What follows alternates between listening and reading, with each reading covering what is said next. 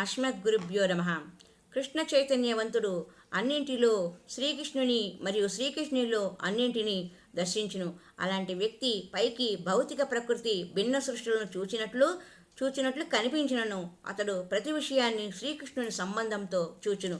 ఎందుకంటే అతడు సర్వము శ్రీకృష్ణుని శక్తి ప్రకటనలుగా ఎరుగును. శ్రీకృష్ణుడు లేకుండా ఏదీ సంభవం కాదు. అన్నింటికీ శ్రీకృష్ణుడే యజమాని. ఇదే కృష్ణ చైతన్యపు ప్రాథమిక సిద్ధాంతం.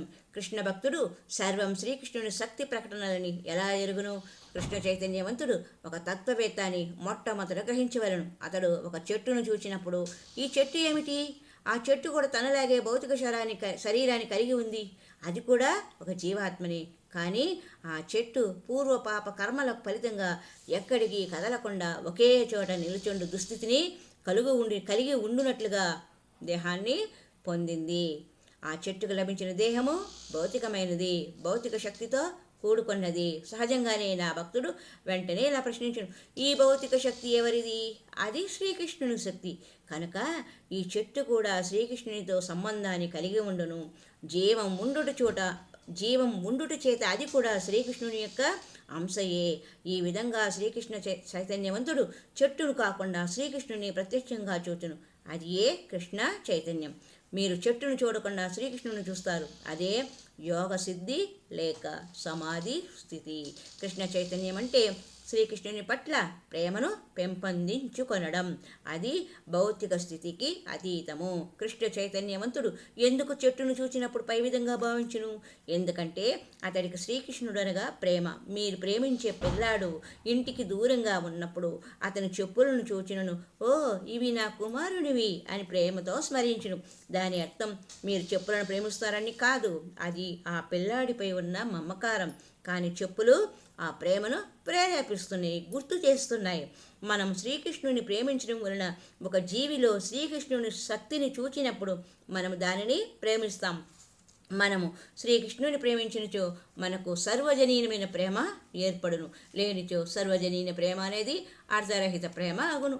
ఎందుకంటే శ్రీకృష్ణుని ప్రేమించుకొని ఎవరిని ప్రేమించడం సాధ్యపడుతుంది? మనం శ్రీకృష్ణుని ప్రేమించినప్పుడు సర్వజనీనమైన ప్రేమ సహజంగానే సాధ్యపడును. ఒకరు కృష్ణ చైతన్యం లేనప్పుడు అతడు నా అమెరికా సోదరుడు, అతడు నా భారతదేశపు సోదరుడు, అందరము కలిసి ఆవును భుజిద్దాము అని చెప్పును. అలాంటి వ్యక్తి అందరినీ సోదరుల వలె చూస్తూ గోవును మాత్రమో ఆహారంగా చూస్తాడు. ఇదేనా సర్వజనీయమైన ప్రేమ అంటే? కాదు.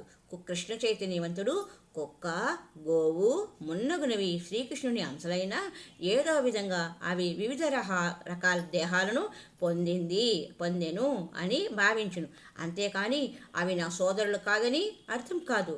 నా సోదరులను ఎలా చంపి తినగలను అని ఆలోచించును. ఇది వాస్తవ సార్వత్రికమైన ప్రేమ.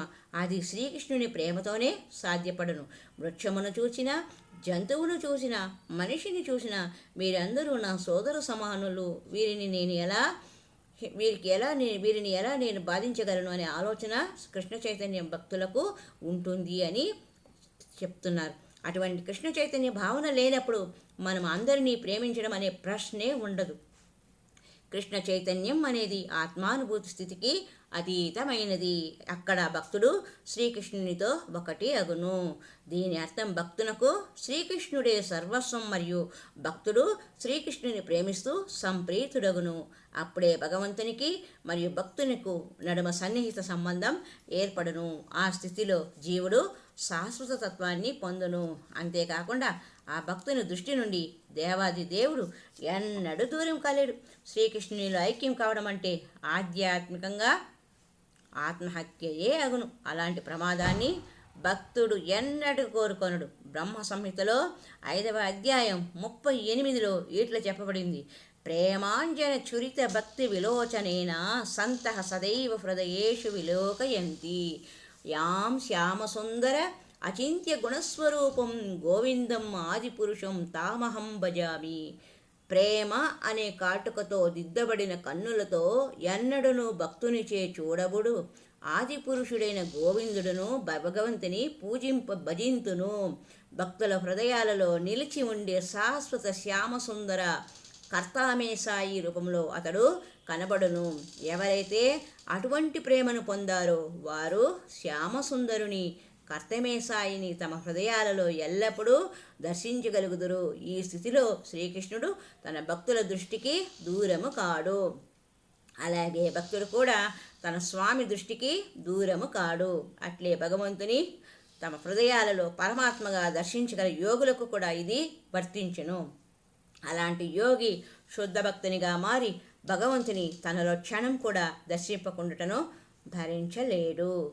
హరి ఓం తత్సత్. హరే రామ రామ రామ హరే హరే, హరే కృష్ణ కృష్ణ కృష్ణ హరే హరే. హరి ఓం తత్సత్.